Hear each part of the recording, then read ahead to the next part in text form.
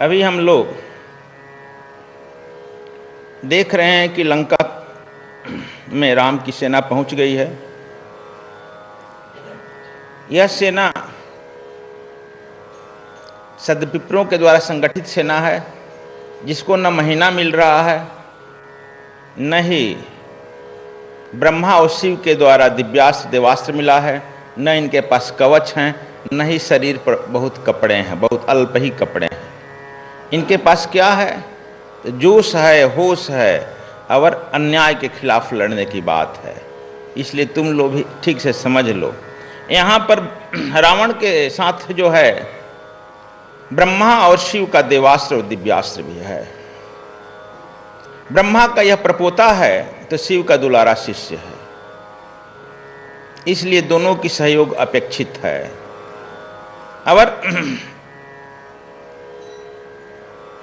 इधर युद्ध की तैयारी हो गई है, लंका में सेना पहुंच गई है। भगवान राम सोचते हैं कि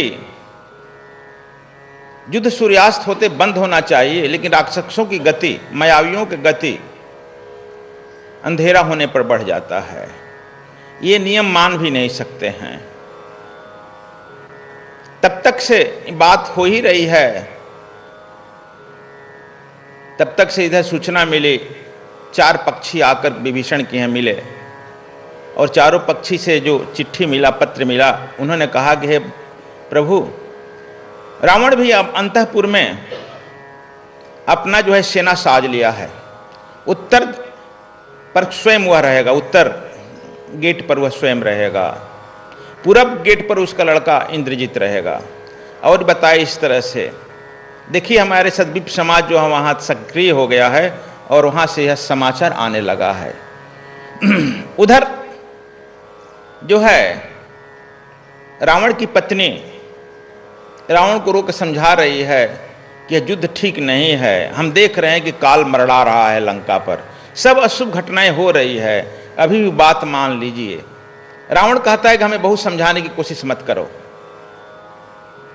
और तुम जानती नहीं हो कि मैं जम को भी अपने बस में किया हूं, वायु को भी बस में किया हूं। मंदोदरी कहती है कि आपके नाना शुमाली भी आए हैं। कहा कि वो शुमाली को भी अंतःपुर में छिपाई हो। नाना जी भी आकर कहते हैं कि बेटा हम तुम्हारे नाना हैं, वृद्धावस्था में मुझे यह नहीं देखना चाहिए, मैं लेकिन देख रहा हूं कि तुम्हारे पांप से लंका डूबने आ रही है। देखो, मूर्ख हृदय न हो ही चेत, जो गुरु मिले ही बिरंच समा। वह कहता है कि आप मुझे समझाने चले हैं वृद्धावस्था में। तब तक से आती है सूचना कि आपके प्रहस्त मिलना चाहते हैं युद्ध के लिए। और वह जो है गुप्तचर विभाग के भी हैं। कहा कि तुरंत बुलाओ। सामने ही पूछता कि हाँ प्रहस्त, बोलो क्या सूचना लाए हो? महाराज हम लाए हैं कि बानरी सेना चारों तरफ से घेर ली है। जो कल हम बांदर हम लोगों के भय से कांपते थे, उनका मांस हम लोग खाते थे, गाजर मूली की तरह हम लोग खाना पीना करते थे, वो हम चारों तरफ से घेर लिया है। दूसरे बड़े व्यापारी भाग रहे हैं। लंका में भय व्याप्त हो गया है, सामान गायब हो रहे हैं, सामान जो हैं आवश्यक वस्तुएं महंगा हो रही हैं, और बड़े बड़े व्यापारी भाग रहे हैं। जो बचे हैं सामान की होर्डिंग शुरू कर दी। आतंक का वातावरण लंका में छा गया है। रावण उसे डांटता है, मूर्ख तू मंत्री बन गया है कि नेता बन गया है, यहाँ लेक्चर दे रहा है, चलो युद्ध की तैयारी करो, मैं आ रहा हूं। देखो माने किसी की बात यह मानने पर तैयार नहीं है। इधर जब विभीषण ने सूचना दिया, भगवान राम भी कहते हैं ठीक है। राम के सम्मुख मैं लक्ष्मण के साथ युद्ध के लिए उस गेट पर जाऊंगा उत्तर में। और मैं भी यह सुना दूं, उत्तर के गेट पर हनुमान जी जाएंगे, माली सुमाली सब लोगों को यह भी बांट दिए कि यह गेट पर हम लोग चलेंगे, और तुम सब सूचना लंका की ग्रहित करो। लंका का सब सूचना राम के साथ मिलते जा रहा है। इधर जो है राम ने कहा विभीषण चला गया है, सब हमारा भेद खोल रहा है, इसलिए उसकी पत्नी शर्मा और कला को गिरफ्तारी कर ली जाए और कड़े सुरक्षा में रखा जाए। इधर शर्मा जो है अपनी पुतनी करा के साथ सीता से मिलने चली गई अशोक वाटिका में। अशोक वाटिका में जाकर जब मिलती है तो वहाँ त्रिजटा इशारा से सबको हटा देती है और वह जाकर सीता से मिलती है। शर्मा कहती है सीता को, महारानी सीता को बधाई। कहा किस बात की बधाई? कहा कि आप नहीं जानते हैं भगवान राम तुरंत अटैक करने वाले हैं लंका पर, और लंका के अंदर जो सद्विप्र समाज है वह सक्रिय हो चुका है। यह सद्विप्र समाज का सुनकर के सीता भी चौंक जाती कि यहाँ लंका में? कहा कि आप नहीं जानते हैं, गुरु विश्वामित्र ने यहाँ संगठित कर दिया है, जिसके नक्षत्र हैं हमारे पति विभीषण, और जो आपकी सेवा में जो लगी है त्रिजटा, यह महिला अध्यक्ष है। कहा कि अच्छा, मुझे शांति नहीं थी। नहीं, यह त्रिजटा जो है आपकी सेवा में लगी है, महिला अध्यक्ष है। साथ ही आपकी हत्या भी हो सकती है, मेरी भी हत्या हो सकती है, लेकिन आप इसकी चिंता मत करें। जितने सफ़ेद ड्रेस में जितने यह सैनिक हैं, उतने ही सफ़ेद पोशाक में आप इर्द गिर्द जो घूमते पाइएगा, वे सद्विप्र समाज के स्वयं सेवी वाहनी हैं, आपकी प्रतिरक्षा में लगा दिए गए हैं। और देखो, मैं बंदनी हूँ, लेकिन तब पर भी सारे राष्ट्राध्यक्ष जो हैं और सेनाध्यक्ष अब कांप रहे हैं, डर भयभीत मुझसे हो गए हैं, और हम बंदनी होने के बाद भी आप तक आने का मार्ग मुझे प्रशस्त किया गया है, इसलिए कि समझ गए कि लंका पति अब विभीषण को वहाँ दे दिया गया है, होगा वही जो राम चाहता है। अंदर से सब भयभीत हो गया है। इसलिए महारानी जानकी आपको डरने की कोई बात नहीं है।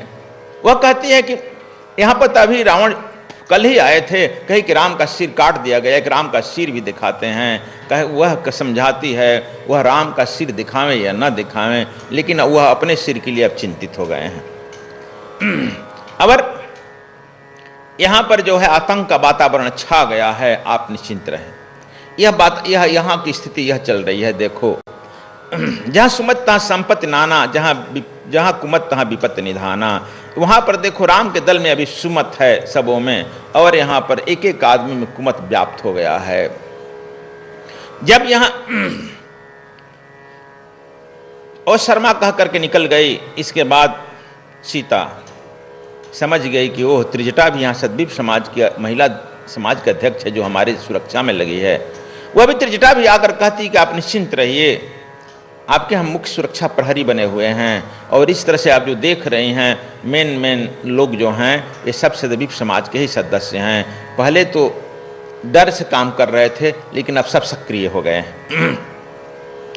और इधर जो है भगवान राम जब युद्ध की तैयारी कहे कि सुबह जो है युद्ध हो ही जाएगा शुरू, इसलिए मैं चाहता हूँ कि एक समझौता प्रस्ताव भेज दिया जाए। समझौता की बात सुनते ही विभीषण भयभीत हो जाता है, भगवान यह समझौता कैसा? और मन में विभीषण सोचने लगते हैं कि यदि समझौता के लिए भेज रहे हैं, लंका अधिपति भयभीत होकर के इनकी पत्नी सीता को लौटा दिया तो मेरा क्या होगा? देखो, सब अपना देखता है, हम तो कहीं के न रहे, न घर के न घाट के। इधर सुग्रीव सोचता है आखिर दोनों में जब समझौता होगा तो यह इसी तरह से कह रहा है कि हम अंगद के पुत्र को राज दे देंगे, फिर मेरा क्या होगा? सब घबरा गए, कहते कि समझौता किस बात का? भगवान राम कहते हैं तुम लोग घबराओ मत, हम समझौता का प्रस्ताव इसलिए भेज रहे हैं कि यह रावण दोषी है, इसलिए रावण अपना दोष स्वीकार कर ले। यदि अपना दोष स्वीकार कर लेता है उसे कठोर दंड दिया जाएगा, साथ ही वह राजगद्दी छोड़ दे और उस राजगद्दी पर सद्विप्र समाज की व्यवस्था के अनुसार विभीषण को राजा बना दिया जाएगा और राम राज्य स्थापित कर दिया जाएगा। जो जो द्वेषी व्यक्ति हैं उसे लंका से निष्कासित या मृत्यु दंड दे दिया जाएगा। और यह बात सुनते ही सबके होश उड़ जाते हैं। विभीषण दौड़कर उनके पैर पर गिर जाता है कि आपकी बुद्धि का हम लोग था नहीं पा रहे हैं, हम लोग तो सशंकित हो गए थे कि आप क्या सोच रहे हैं, आपकी बुद्धि उसी सागर की तरह अथाह है। भगवान आप ठीक है प्रस्ताव भेजिए। किसको भेजिएगा? कहा कि अब हनुमान को हम नहीं भेज सकते हैं, हनुमान चूंकि गया समझ जाए कि यही है कि इसके पक्ष में वीर है, किसी दूसरे व्यक्ति को भेजा जाए। आप लोग सब समझ से बताओ किसको भेजा जाए। सब लोग सोच रहे हैं। जब कोई उत्तर नहीं मिला तो भगवान राम कहते हैं कि हम सोचते हैं कि अंगद को भेजा जाए, यदि सुग्रीव महाराज सुग्रीव को कोई आपत्ति न हो तो अंगद जा। अंगद तुरंत खड़ा होता है कि मैं आपके प्रस्ताव स्वीकार कर रहा, मैं जाने पर तैयार हूं।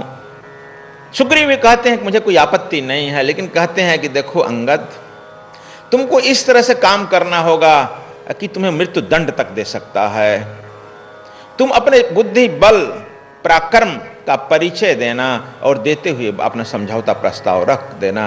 वह मानता है तो ठीक है, नहीं तो अपने पराक्रम और बुद्धि का परिचय देते हुए किसी तरह शीघ्र सकुशल वापस आ जाना है। अंगद जो है छलांग लगाकर प्रकोट पार कर गया और लंका में पहुंचा। लोगों ने कहा कि फिर एक बंदर आ गया। बंदर को देखकर दहशत मची ही थी। कहा कि नहीं, हमको राजमहल में जाना है और रावण से मिलना है। राजमहल में प्रवेश किया। वहाँ तो लोकसभा की मीटिंग अंतिम चल ही रही थी। इस बीच में हुआ कि ठीक है, क्या संदेश लेकर आया है। लोकसभा में जब अंगद पहुंचा तो कहा कि मैं भगवान राम का संदेश लेकर आया। रावण, अपनी दोषी स्वीकार कर लो। दोष यदि तुम स्वीकार कर लेते हो तो भगवान तुझे मुक्त कर देंगे और तुझे कठोर से कठोर दंड दिया जाएगा। तुम जानकी के पैर पर गिर करके जानकी को ले चलो और क्षमा मांग लो और यह राज विभीषण को सौंप दिया जाएगा। रावण बहुत क्रोध से बोलता है कि रे मूर्ख, उस वनवासी के साथ मिला है जिसका अपना भाई ही नहीं पूछता है, उसका गोत्र नहीं पूछता है, उसका जाति नहीं पूछता है, और तुम लोग मूर्ख बना है। तुम्हारे पिता का हत्यारा है और तुम उसके साथ मूर्ख बना है। तुम यदि मेरे साथ मिल जाओ तो तुमको अपने यहां हम जो है मंत्रिमंडल में शामिल कर लेंगे। कहा कि मंत्रिमंडल तो हम आपका छीनने के लिए आए हैं। राम, आप पर दया करके करुणा करके कहे हैं यदि आप मान जाइए तो केवल आपकी सारी जनता सुरक्षित रह जाएगी। आप लंका को सुरक्षित रखने के लिए आप उनका समझौता प्रस्ताव मान जाइए। इस पर यह कहता है कि पकड़ो इसे, मृत्यु दंड दो। अंगद जी कहते हैं कि तुम क्यों मुझे पकड़ने चला है? मेरा यहां पैर पड़ा है, यदि तुम कोई उठा ले तो मैं समझ लूंगा कि तुम मुझे पकड़ने में समर्थ हो। रावण खुद उठाने के लिए चलता है पैर, तो अंगद जी कहते हैं अरे मूर्ख। इसी पर कहते हैं उत्तम कुल पुलस्त करनाति शिव बिरंच पूजहु भौभाति बैर बैर पायहु कपिन सब काजा जीते हूं लोक कपाल सब राजा। कहा कि तू तो उत्तम कुल का है, पुलस्त का नाती है, ब्रह्मा का प्रपोता है, और तुम जो है लोकपालों को, जम को, कुबेर को, सबको जीत लिया है। अब बंदरों से पाले पड़ गया है, हमारा पैर क्या पकड़ रहा है? यदि चलकर भगवान राम का पैर पकड़ लेता तो तुम्हारा उद्धार भी हो जाता ना। बड़ा हटा पीछे।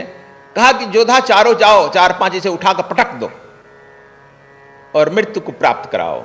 जब चारों योद्धा उसके यहाँ जाते हैं तो यह अंगद दो को दोनों हाथ में पकड़ लेता है और इस तेजी से फान जाता है बहुत बड़े अटालिका पर। इतना अटालिका बंदर तो फानना कूदना जानता ही है, और जा करके वहीं से चारों को उठाकर फेंक देता है रावण के यहाँ। वहां पर जितना टन चारों मृत्यु को प्राप्त कर जाते हैं। कहता है कि रे रावण पकड़, और वहां से छलांग मारते हुए कोठे पटारियों पर वहां चले जाते हैं। संदेश राम को दे देते हैं कि राम भगवान मैं सकुशल लौट आया, आपका संदेश दे दिया और ऐसी ऐसी घटना घटी है। भगवान आप अपने हृदय से लगाते हैं कि चलो तुम जो है आ गया। और क्या कहा? कहा कि हमने कहा है कि अरे खल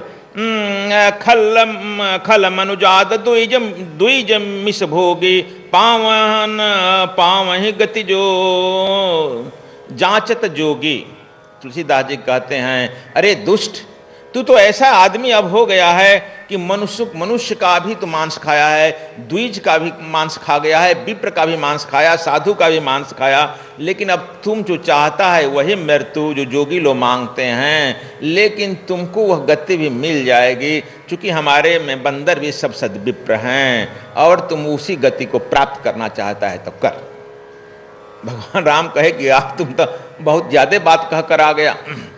सुबह होते ही रावण को खबर मिली कि चारों तरफ से बांदर लोग घेर लिया है, और जो इनको अपने प्रकोट पर घमंड था, प्रकोट समझता है तुम लोग, जो लंका के चारों तरफ से बहुत प्रकोट बनाया गया था, ऊंची दीवार बनाई थी और इन लोगों को संभव था कि सबका गुप्तचर का रिपोर्ट था, इसको वह कभी लांघ नहीं सकता है, दीवार से लड़ लड़ कर सारे बानर मर जाएंगे, इतना मजबूत है। लेकिन जो पहले से ही लगे हुए थे असैनिक दल, यानी जो श्रीलंका के निर्माण में लेबर मजदूर लोग लगे थे, वे मजदूर तो वहीं रहते थे बाहर समुद्र किनारे दलदल में। वे लोग जब देखे कि राम आ गए हैं तो वह भी बांदरी और इच्छे ही थे, इसलिए वे सब जो है अपनी छनी हथौड़ी लेकर रात भर लगा और सारे सुबह होते होते सारे दीवार को धराशायी कर दिया। जब यह सुन लिया कि हमारे चारों ओर का जो दीवार पर कोट ही गिर गया देखते देखते, और यह तो असैनिक है, जो सैनिक अभी नया है वो लोग गिरा दिया, तो रावण घबराया और घबरा करके वह युद्ध के लिए बाहर निकला। ब्रह्मा के द्वारा इसको भी एक दिव्य रथ मिला है, इसके बेटे को भी दिव्य रथ मिला है जो दिखाई भी नहीं पड़ेगा, शिव का भी दिव्यास्त्र मिला है, इसलिए रावण बड़ा घोर युद्ध करता है। लेकिन इसमें भगवान राम जो है इसके बहुत सारे सेनाओं को मार गिराते हैं। हम इसको थोड़े में ही करें, जो तुम कथा सुना है उस कथा को हम नहीं छोड़ रहे हैं, छू रहे हैं, आगे हम जो नहीं सुना होगा वही हम सोचते हैं कि तुम लोगों को सुनावें। तो हम बता रहे हैं जब रावण का यह पहला दिन घोर युद्ध हुआ, इसमें इसके बहुत सारे सेना मारे गए। यह सेना जब मारे गए तो यह बहुत चिंतित हुआ और दूसरे दिन जो है इसके लड़का मेघनारद कहा कि पिताजी आप रुकिए। दूसरे दिन जो है युद्ध में अपने निकुंभला देवी का पूजा करके, निकुंभला भी इस पर प्रसन्न रहती थी। इंद्रजीत जो है एक साथ ब्रह्मा का दुलारा प्रपोता, शिव का दुलारा शिष्य और निकुंभला देवी का भी अनुकंपा था। देखो यह तपस्या का फल है, तपस्या जो है यह कर्मकांड और तपस्या से तुमको जागतिक सफलता मिलेगी। लेकिन तुम्हें सद्गुरु जब नहीं मिलता है तब तक से तुम्हारी बुद्धि विचार ठीक नहीं रहती है और तुम मुक्तत्व को प्राप्त नहीं होगा। यही कारण है देवताओं की पूजा से तुमको संसारिक सुख तो मिलेगा और तुम जो है उसे बेविचारी बन सकता है, भ्रष्टाचारी भी बन सकता है। इसीलिए सद्गुरु के शरण में जाना चाहिए। राम सद्गुरु के साथ हैं, विश्वामित्र उनके साथ हैं, लेकिन ये इनके जो है गुरु एक देवता हैं, शिव हैं, निकुंभला देवी हैं, अब तुम समझ गए, अब ब्रह्मा हैं, इन्हीं से आशीर्वाद प्राप्त हैं। अंतर दोनों में यही है। अब यह निकुंभला देवी से आशीर्वाद लेकर लौटा, तब यह अंतरिक्ष में यह युद्ध करने लगा, दिखाई ही नहीं पड़ रहा है। और अंतरिक्ष से इतना युद्ध किया कि बानरों को इतना मारा कि गाजर और मूली की तरह मारे गए, सब लाशों से पट गई। और इतना ही नहीं, राम और लक्ष्मण से दिखाई ही नहीं पड़ता था। ब्रह्मा के द्वारा प्रदत्त जो रथ पर बैठा था वह अंतरिक्ष से चल रहा था, वह दिखाई नहीं। और ब्रह्मा भी अंतरिक्ष से बैठकर कंट्रोल कर रहे थे, शिव भी थे उस युद्ध में। लेकिन अंतरिक्ष में जानता है जो सैटेलाइट आजकल बनाया गया है उस पर बैठ करके आज भी कंट्रोल हो रहा है उससे युद्ध, और उस समय भी वह पर बैठे हुए थे। जब यह जो है राम और लक्ष्मण को भी मार गिराया, वह जो है नाग बाण, जिसको तुम लोग कहते हो आकि नाग से बंधन कर दिया। नाग कैसे आदमी को पकड़ लेगा, काटेगा नहीं। लेकिन यह तुम लोग केवल वही कथा समझ के लिया, उसको समझो। मैं यह समझा रहा हूं कि वह जो है नागों के विषैले विष से जो है उस तीर में इस तरह से लगाया गया था, जो उस समय भी समझे जैसे एटम बम छोड़ना मनाही है, उस तरह से उन बाणों को छोड़ना मनाही था। लेकिन उन बाणों का वह प्रयोग किया, उसको कहा गया कि नाग में बांध दिया। राम और लक्ष्मण दोनों जो है गिर गए और सैकड़ों बांदर भी गिर, हजारों हजार बंदर बिन गए। इधर भगदड़ मच गई। संध्या होते होते जो है कुंभकर्ण लौट गया, कहा कि पिताजी खुशी मनाइए।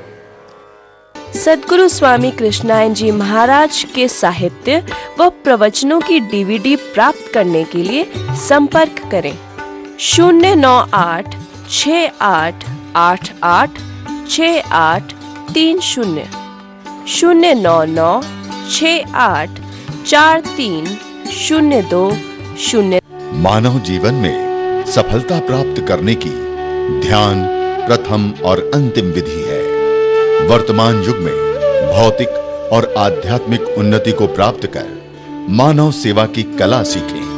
सद्गुरु स्वामी कृष्णायन जी महाराज की अमृतवाणी में स्वर योग साधना कार्यक्रम आस्था भजन पर प्रतिदिन रात्रि 9:20 पर और आस्था चैनल पर प्रत्येक रविवार रात्रि 10:20